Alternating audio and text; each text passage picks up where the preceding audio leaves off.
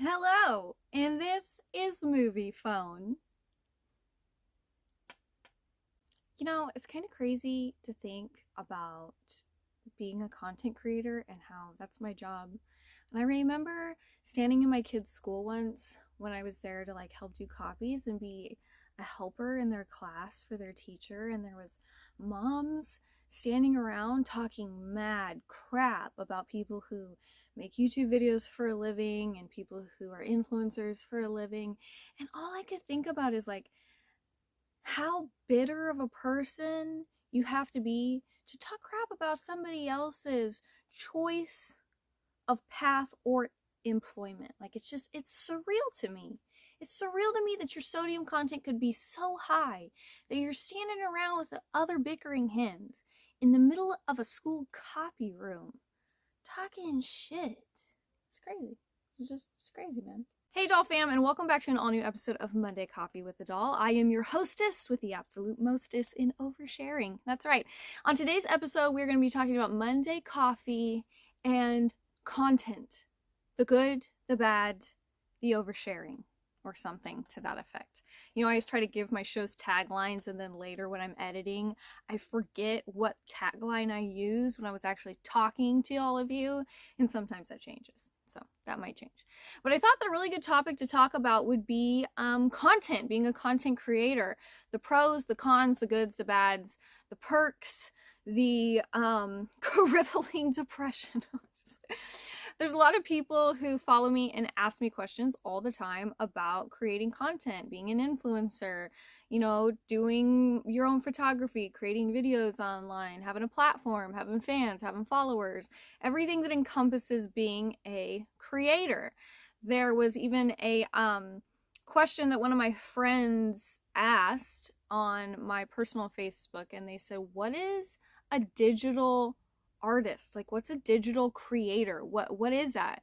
And when I went to go answer, because I knew the answer, because the answer was me, I'm a digital creator, all I saw was comments by, and I don't know if this was just like because of the types of people she has on her friends list, but it was all women, and it was all women talking mad shit, and they were all a very specific type of woman. Like, they all looked like each other. They all were very similar.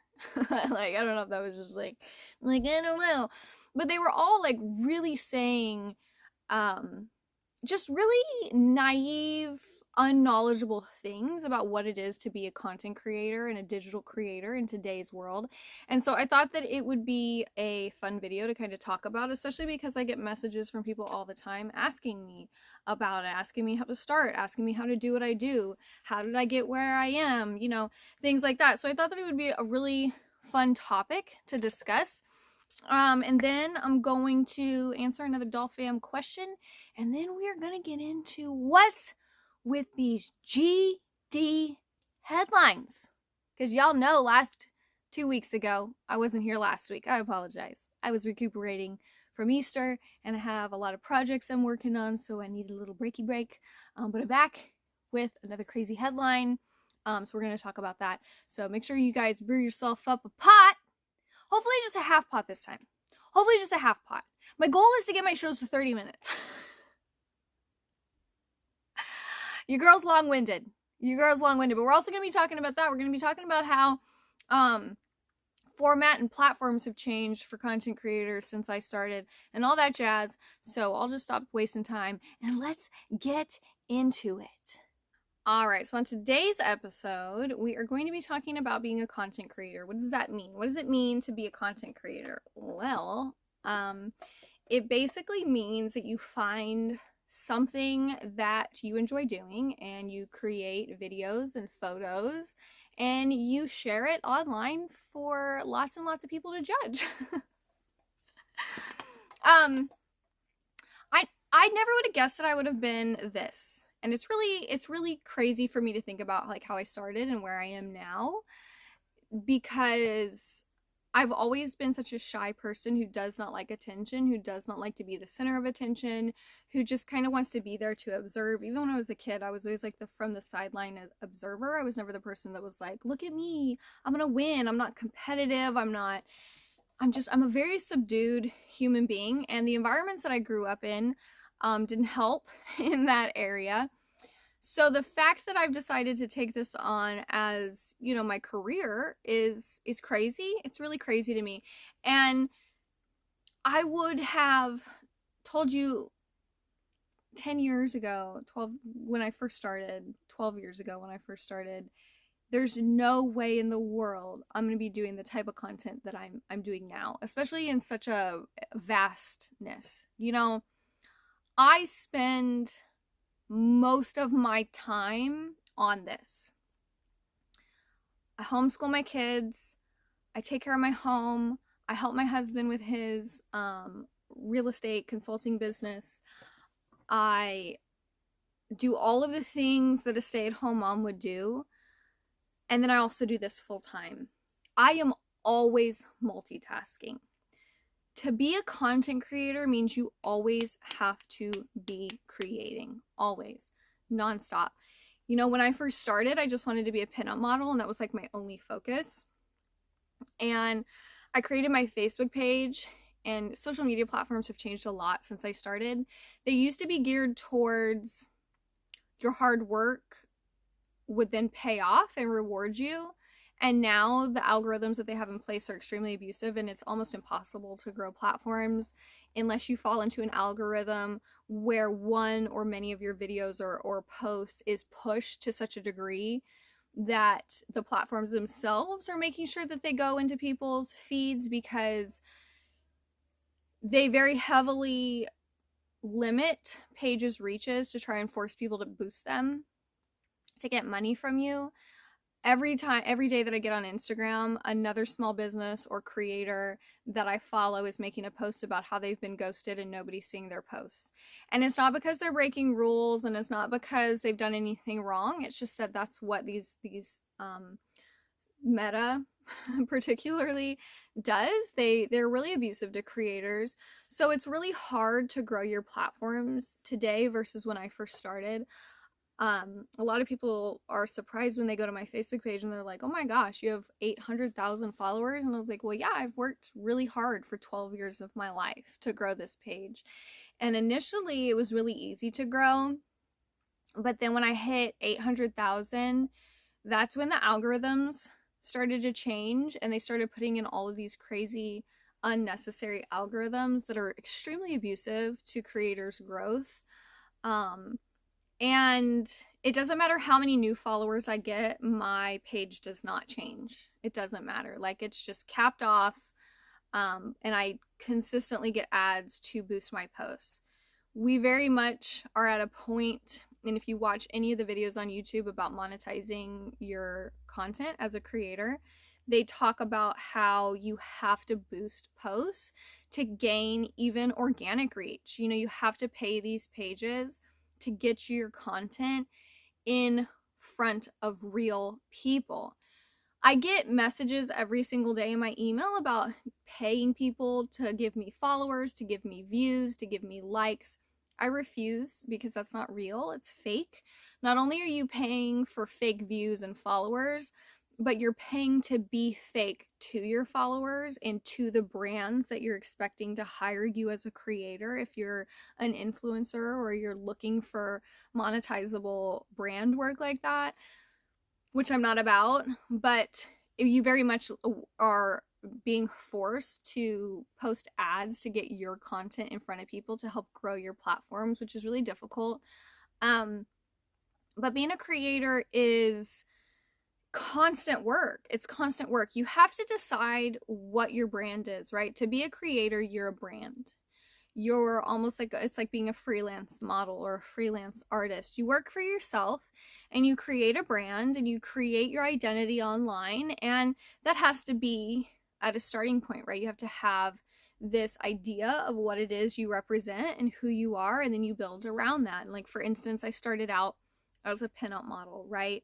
So my entire brand is based around retro, vintage, pinup, old school, custom culture, hot rods. Like, I have a very specific identity when it comes to my aesthetic and my persona.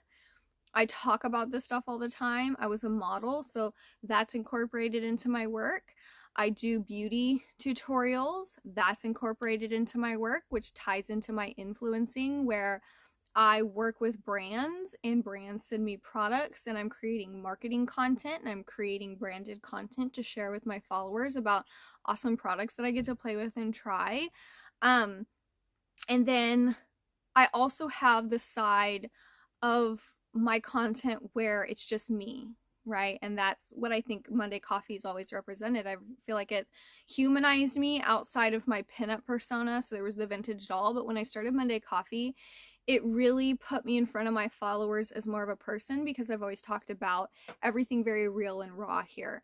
I post a lot of content. I create content all day, every day. I'm always creating for you guys. I'm always trying to come up with fun things to share with you guys, whether it just be a silly video of something, a fun look at what I'm doing in my home life, or creating branded material and marketing material that is above what everybody's tired of seeing. I work really, really, really hard all day, every day to create the content that I put out. So when people come to me and they're like, hey, I want to be an influencer, like, how do you get paid to do that? Like, how do you get people to send you free stuff? And it's like, well, first of all, you work 10 years to create a brand that actually benefits these companies when they send you products.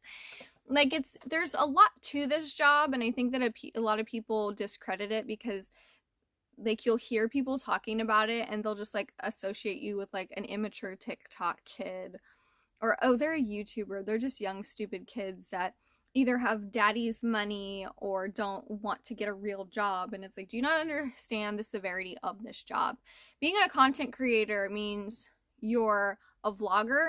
So you're a videographer, you video, you're an editor, I edit, I'm a photographer, I'm also a photo editor, I'm a video editor, I'm a digital creator when it comes to like being a digital artist. I make all my logos, all my thumbnails, I make flyers for brands, I market, I work in marketing, I work in advertising, I work in helping to establish and elevate small businesses. I am a photo shoot director, I'm a model, I am a photo shoot concept creator, I'm a mechanic on my car. I'm still learning. I do so many things. I'm a therapist in a way when I'm talking to all of you guys about mental health and serious, deep situations.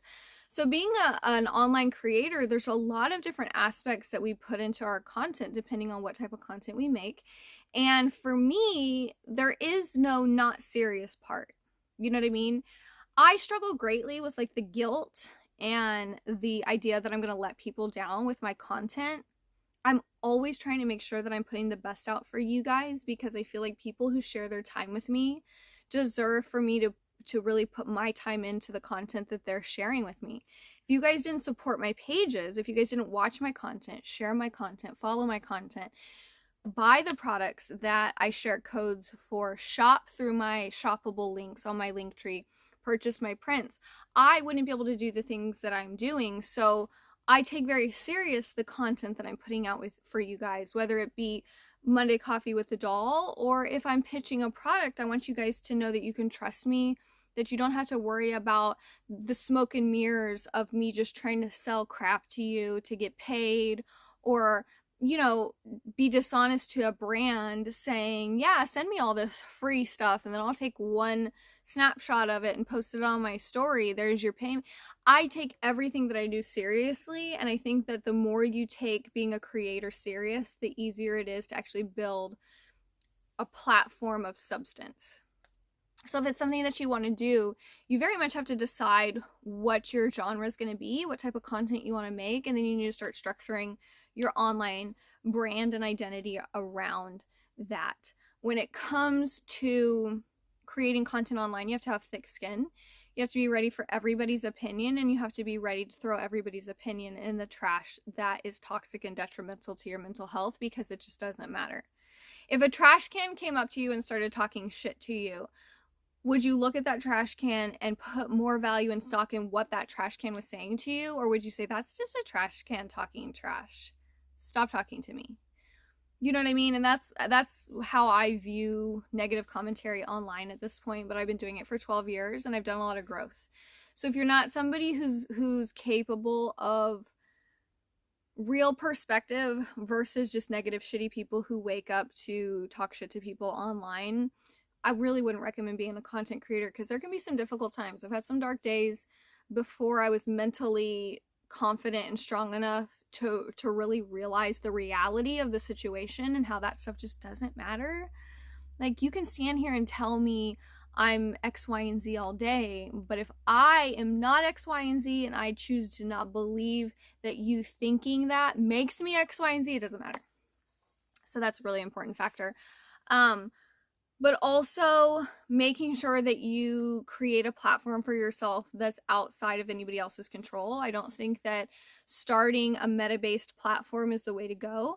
Create a website and then use like Facebook and Instagram and TikTok as free billboard space to direct people back to your owned platform, because these platforms are too abusive, and to rely on them to put all your work into them for 12 years like I have, to turn around and be abused and ghosted and have nobody see your content and not be allowed to grow anymore and have your monetization taken away constantly for nothing, and you know, just so much crap. It's not worth it. If I'd have known this is where Facebook was going to be, I never would have started. I would have just started my own website. I'm starting my own website now, so subscribe to that because it's under construction right now. But sign up because there's going to be some really cool things coming. But you know, you just really need to know that it's a job. Being a creator is a job. There's a lot of people who just make videos and they don't give a shit and they're just making videos for fun. But for the most part, online creators, it's a job. It's a full-time job. And if you want to, you know, work with brands and work with collaborators and be doing photo shoots that are featured in things and testing products and creating review videos and things like me, you have to make sure that you're building up a platform that is beneficial for these brands. You need to view yourself as a professional brand that people are hiring for a specific reason. You need to take yourself serious and you need to establish that brand. Because it really is a lot. It's a lot of work, nonstop work. It's a lot. And editors are expensive, so learn to edit. Learn to edit. You know, you need to have good equipment. You need to have cameras and lights. I have a whole setup here. I'm constantly working to make my setup better, my quality better, my content better, because people are investing their time and money into you as a creator. So you need to make sure that you're giving that back to them in the content that you create. So, that's all I'm going to say about that for right now. If you guys want to know more about what it takes to be a content creator, or really pick my brain about how to be an influencer and have like PR boxes sent to you and review brands and products and things like that, you guys can book a consultation with me. I use a site called Coffee. It looks like Ko-fi to me, but I think it's pronounced Coffee. And you can go there and you can book a consultation with me. And what that is it is one-on-one video time with me, where you can talk to me about literally anything and everything that I've done. I will share all of my secrets. I will share all of my tips. So if you want to be an online creator, if you want to be an influencer, if you need direction, help on how to get started, how to set up pages, what to do, where to go, I'm an open book, because sharing is caring and knowledge is power. And I will share my knowledge with you so you can be powerful as an online creator too. Hey yo, doesn't that smell good? Doesn't that smell delicious? Or do you smell that? What does that smell like? Does that smell like a plug for Sleeping Dog Coffee before our next segment? I think it does. So get ready to take a big whiff. Are you doggone tired of waking up in the morning to dusty old beans that just don't get you howling? Well, have no fear. Have no fear, because Sleeping Dog Coffee Beans are here. Sleeping Dog Coffee Beans! The coffee beans that'll get you up howling in the morning after you've been up howling all night. And to get you howling even more, there's a little coupon code below for you to get a little % off for your first bean order. That's right, a little Monday Coffee with the Doll perk from my DollFAM. So check out that code below, get yourself some beans, and also, a little doggy told me that there's going to be some really amazing Monday Coffee with the Doll special edition beans coming out very soon, and you're gonna have to wait for the information on how to get those beans, but just put that in your pocket. Put it in your pocket because it's gonna be really exciting, and that's all I'm gonna say about that. So go brew you up a pot. That's Sleeping Dog Coffee.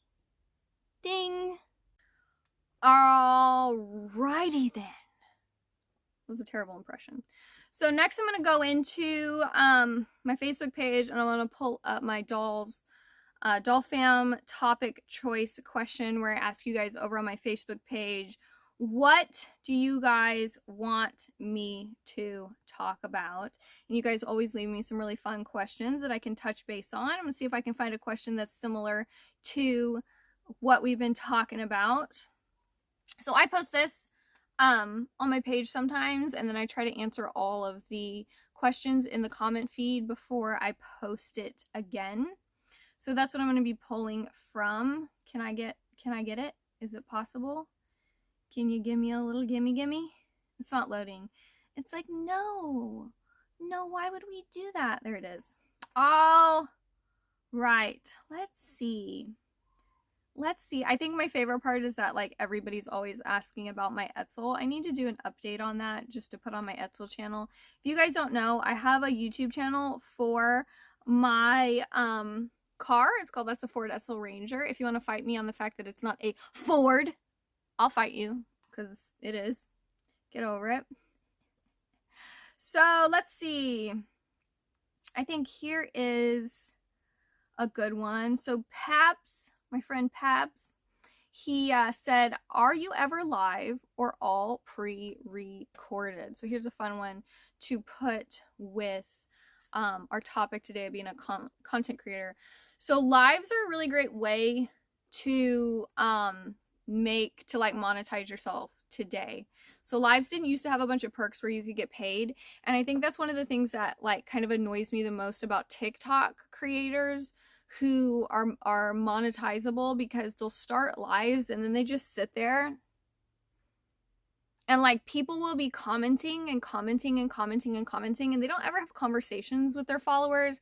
They just watch, and then like when somebody gifts them, they're like, oh thank you, oh thank you, oh thank you, and people are just like trying to ask them questions, trying to interact with them, their own followers, and a lot of times they just like sit there and stare while people are gifting them all these like weird things that TikTok has. And I think that annoys me, because it's like, so you're doing a live on TikTok because one of TikTok's most lucrative monetizable features for a creator is to do a live. So that's why you're doing this, because you can make money off of it, but then you're not even gonna like talk to your followers. That annoys me. I do lives sometimes. I do DollFAM live at Fam Fridays, and I'll go live from my Facebook page because that's my original place that I used to go live. I used to go live all the time in my car when I would go pick my son up from school when he was in elementary school, because I'd have to sit for like an hour. So I would sit there and I'd go live and I'd talk to you guys while I was waiting in the pickup line. And that was always a good time. I made a lot of connections with you guys. Even to this day, I'll have followers who haven't seen my work in a long time because, again, the algorithms don't let them see any of my content anymore. Thanks, Meta. And they'll say, oh my gosh, I haven't seen you in so long. I remember watching your lives in the school pickup line when you were going to get your kid. And the reason I did that was because I didn't have a lot of free time, if any free time at all. I was either working or I was with my kids, and I was going through a lot back then. So I would do lives in my car at like lunch when I was at work or when I was picking up my kid. And lives for me are a lot of fun because I feel like I really get to feed off my followers' energy. I wish I could do them more.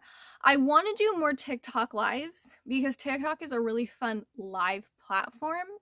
It has a lot of really like fun interactive things on there, and last time I did it, everybody had a really good time on my live. So I would like to do more TikTok lives. It's hard for me though because of my schedule and what I do. My shooting is kind of dependatory. Is that a word? It depends on like what's going on. I shoot Wednesdays and Fridays. I make videos for you guys Wednesdays and Fridays, and I then edit everything and I post it. Doing lives is more difficult because I have kids. I have a lot going on here. So doing lives can tend to run over like hours and hours and hours. When I get on lives with all of you, I'll do like 2 hours. I'll be in here and I'll just be sitting talking to you guys. And we just bullshit the whole time. And it is so much fun to get to interact with you guys one-on-one in like this chat feed where like it really feels like we're sitting here versus knowing I post this video and then you guys watch it and then you might comment, you might not. But I think that it's really rad. I love lives. I don't do them as often as a lot of creators. I should do more of them. I just haven't really found a good way to work them into my schedule because, like I said, being a creator is a lot of work. I film these videos and then it takes me another day to edit these videos. And then I'm creating smaller reels and TikToks to post, and those take a lot of time. And then in the meantime, there has to be time to like shit, shower, and shave, right? Right? On Wednesdays, my entire Wednesday is done because I take my kids to their homeschool meetup at the library, so that's an all-day thing. So it can be difficult to find time for lives. Most of my stuff though is all pre-recorded because another reason is I have really bad anxiety. So in the past, like when I go live, I'll have so much anxiety that I'm just anxiety dumping the entire time, and by the time it's over, I have such a horrific migraine. I'm in the bathroom for the entire next day throwing up. Like, it can be really terrible. I have one follower, his name is Sebastian, he's from Germany, and he always joins and he always tells me, Emily, take a deep breath, slow down. I love baths so much. So I do go live sometimes. I just don't go live as much as I should. Going live is a really beneficial thing though for content creators, and a lot of these platforms really make them beneficial to you. There's a lot of fun interactive stuff. There's a lot of really cool stuff. So I don't, but I need to. If you guys want me to go live more, do that thing where you leave a comment below and you tell me what to do. That's what YouTubers do, right? So yeah. But Pabs, you can always just message me. He be up in my DMs telling me I'm cringy. Have you guys seen that TikTok? It's cringy for sure. It's like this thing where I saw the original voice clip and it's this beautiful woman and she's got like, she sings, she's an artist, and it's from a clip from one of her like entries into one of her songs, I believe. And she's so gorgeous, but like she's like, he be in my DMs saying I'm pretty, and I'm like, oh girl, it is so much better coming straight from you versus all of these TikTokers.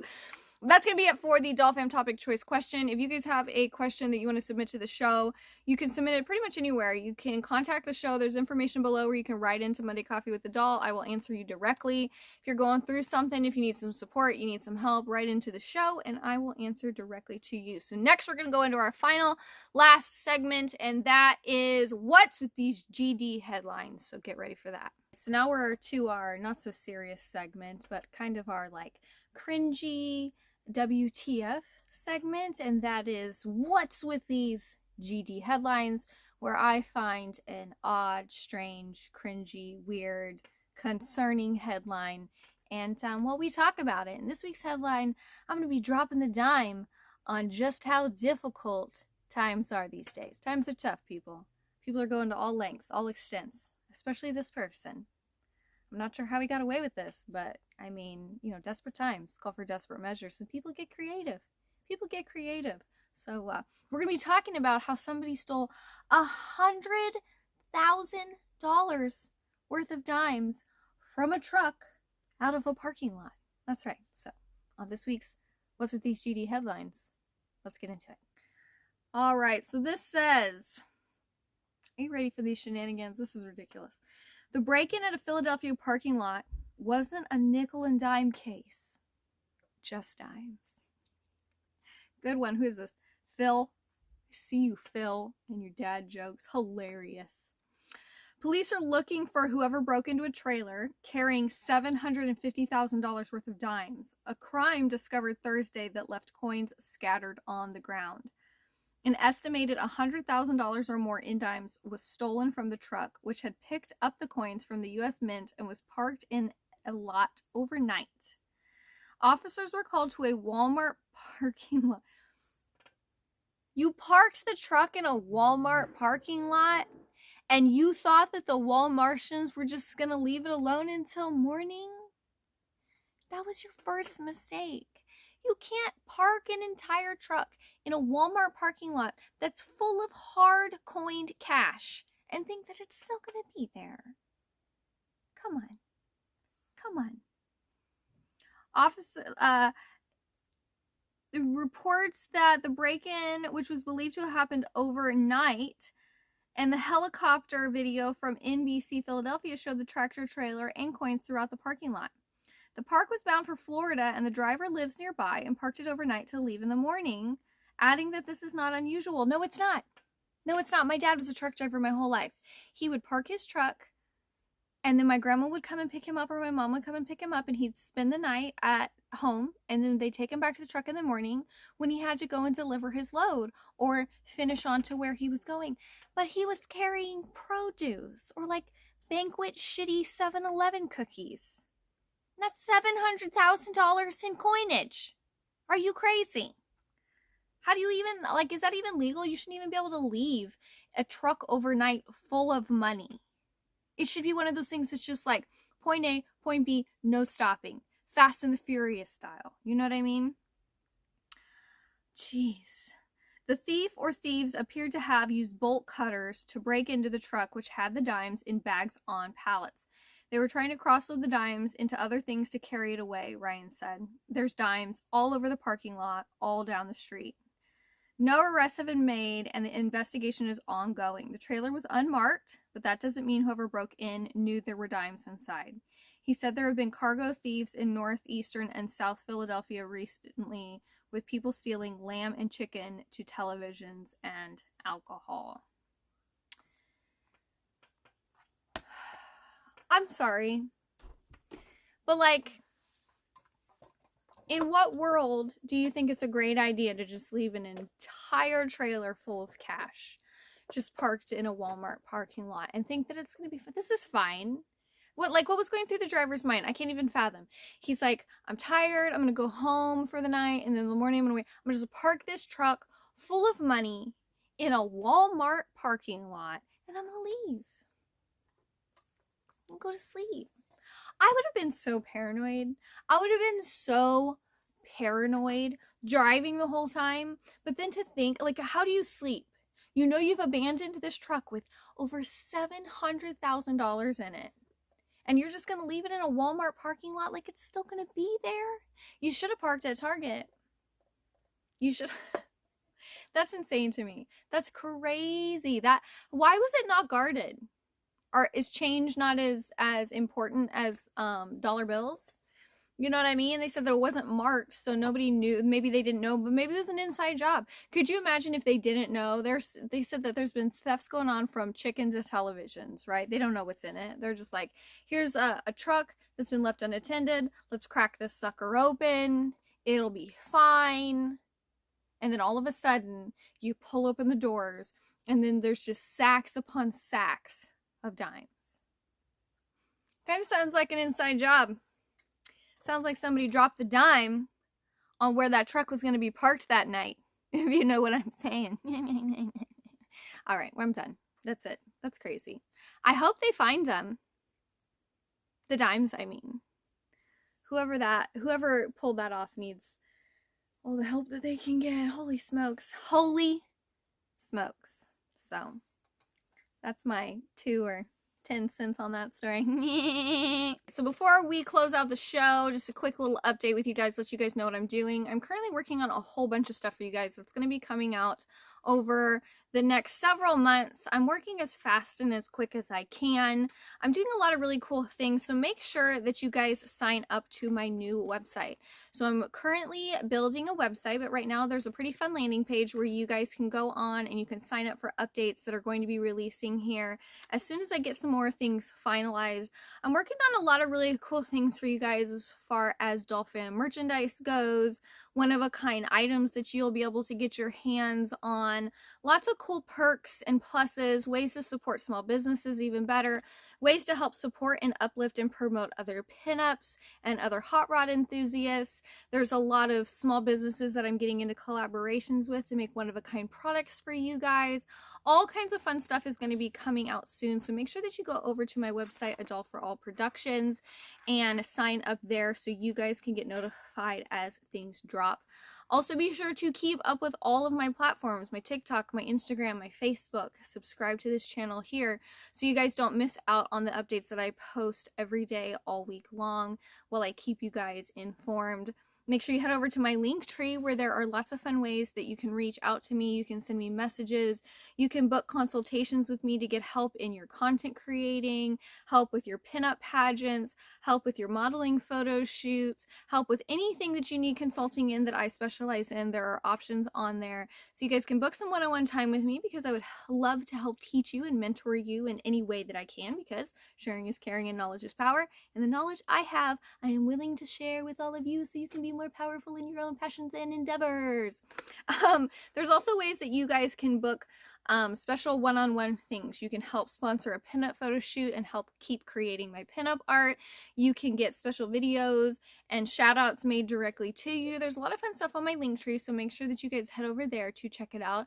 But also be sure to check out below how you can get in contact with me right into the show. Lots of fun stuff there.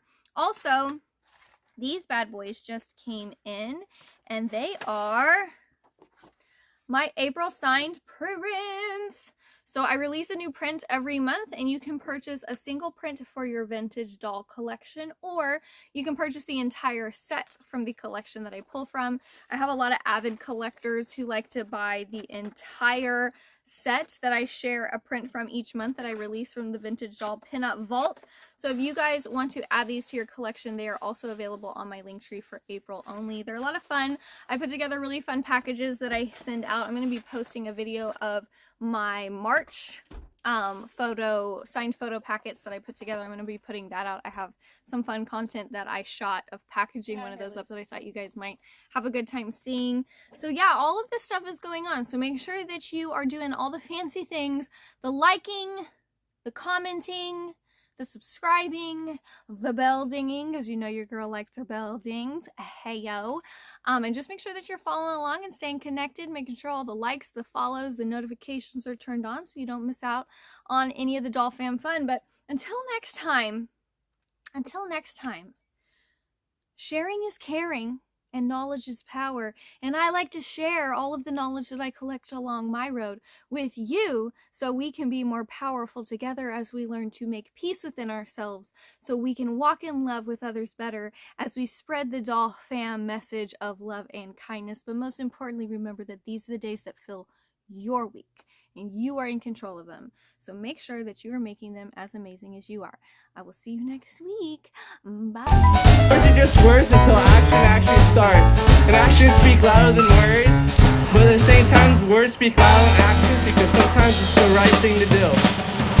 Very cool.